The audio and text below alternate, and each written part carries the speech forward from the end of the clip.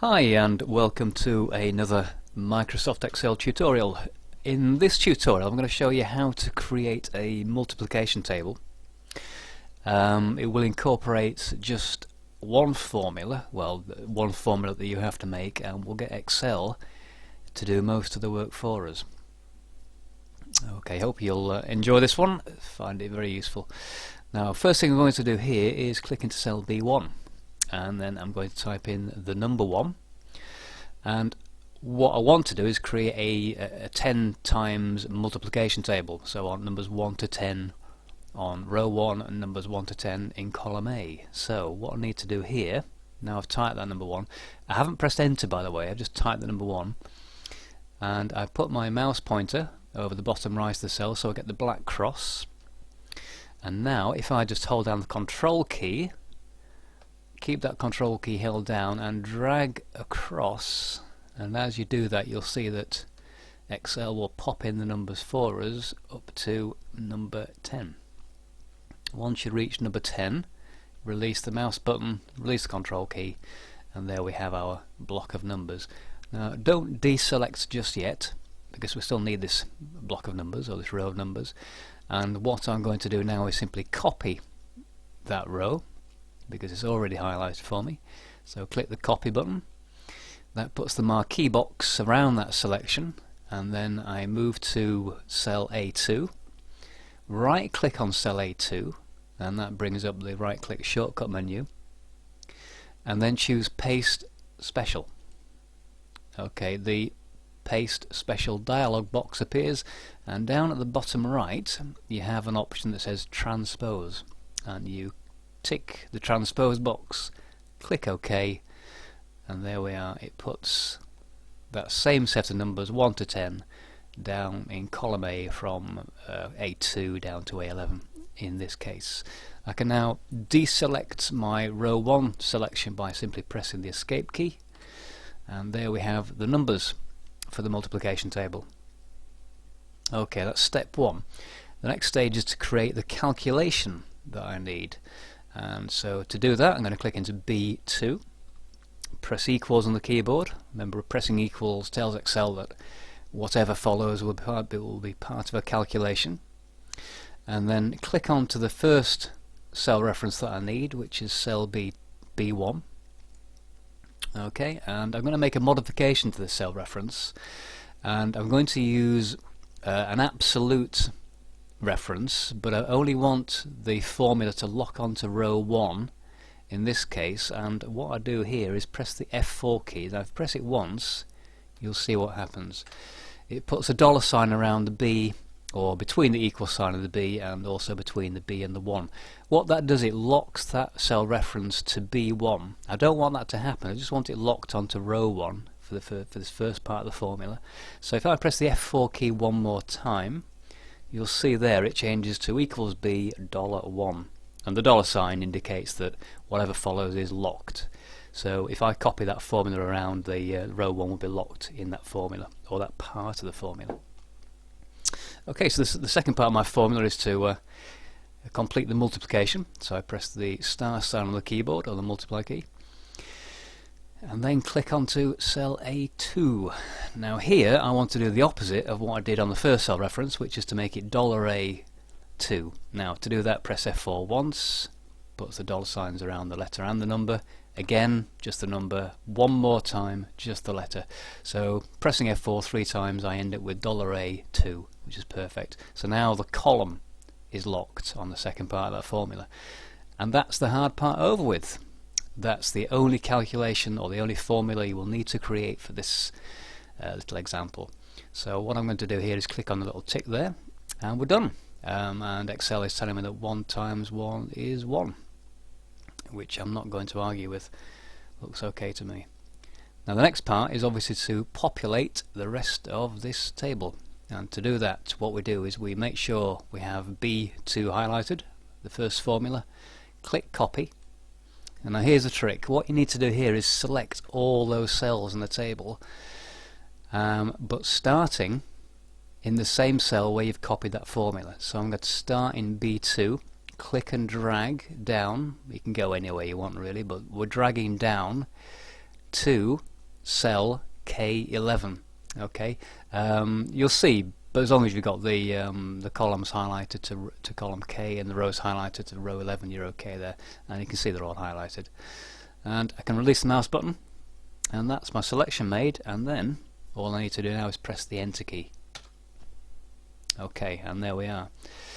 As if by magic, Excel fills in all the other calculations for me. Now I'm going to deselect that by pressing one of the arrow keys, and what I'm going to do now is just click around some of these formulas here, and what I want you to do is keep an eye on the formula bar as I click some of these formulas. What you will see is as I click around, on the left side of the formula there will always be a number 1, and on the right side there will always be a letter A. So in this example we've got $J1 times $A9. On the next one we've got I1A5, the next one we've got G1A8, E1A3, and the reason that happens is simply because we've told Excel wherever we want, wherever we copy our original calculation, which is in cell B2, we want row 1 locked and we want column A locked, and that's why the formula is as it is. So there's the nice 10 times multiplication table, and I'm going to just finish that off by doing a bit of formatting. What I want to do is expand the row height, and to do that I'm going to select all the rows from row 2 down to 11. So click on the number 2 in the grey column numbers there. So click on the 2, drag down to the 11, go to the format menu, choose row height, and if I just drag that little dialog in there, I'm going to put the number 25 in there and click OK, and that just increases the row height, something that's more interesting. Oh, I did forget to also do row 1 there, my mistake. I'll click on row 1 as well, do that one more time, format, row height, type in 25, click OK, and there we are. Now the next stage is just to tidy up the display of the numbers. I'm going to select all the cells there from K11 back up to A1, go to Format Cells, go to the Alignment tab if you don't already have it selected, and in these horizontal and vertical drop downs we want to choose Center on Horizontal and Center on Vertical. Click OK, and as we go back to the spreadsheet you will see we now have it, all the numbers nicely centered.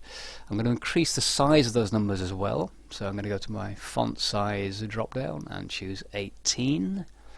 Increases the number size there. I could probably make them bold as well, make them stand out even more. And then the last thing, I'm going to add some colour to the table. Well, not quite the last thing, but we'll add some colour first of all. So I'm going to select the row 1 from K1 to A1, hold down the control key and then select A2 down to A11, and I'm going to put some colour on that, so click on the drop down for the fill colours, and I'm going to put a yellow colour on that. I'm also going to put a grid across the spreadsheet, or across the cells with a value in, by highlighting again all the table, or the multiplication table. Click the drop down for the borders and choose the all borders option, the grid button there, click on that, and it puts a grid on. And one final thing perhaps is to just highlight the middle value there, or the middle diagonal, which sometimes you see on multiplication tables, and to do that I'm going to click number 1 in cell B2, hold down the control key, and I'm going to go down diagonally like so, right the way down to 10 times 10, and then I'm going to click on the fill options again, choose sort of a blue colour there. I'll let you choose your own if you want. Click away anywhere, and there we have the finished table. Now, as a final little trick, what you can do if you want to have lots of different multiplication tables, maybe use different values. I'm going to actually, I'll do a couple of things here. If I double click on the Sheet tab there, I'm going to put 1 to 10 X, press enter, and I'm going to copy the whole sheet. And to do that, if you click on the grey button, which is to the left of the letter A and above the number 1, just click on that, highlights the entire sheet, copy that. I'm going to now go to sheet number 2, and I'm going to paste that original spreadsheet into sheet 2. We get a duplicate. Now what I can do here is click into cell B1, type the number 11, put the mouse pointer on the bottom right, hold down the control key, drag across again, and this time you will see we get numbers 11 to 20. I'm going to copy that, right click in cell A2, choose paste special, click transpose or transpose option, click OK, press the escape key to deselect, click into A1 just to deselect the whole lot, and there we are. We have multiplication table from 11 to 20, and come down to the sheet tab, double click, put in there 11 to 20 times, and so on and so on. And there we are. So if you ever want to know what 18 times 18 is, there we are, 324. Very good. I hope you find that useful. Thank you for watching, and I'll see you in the next video.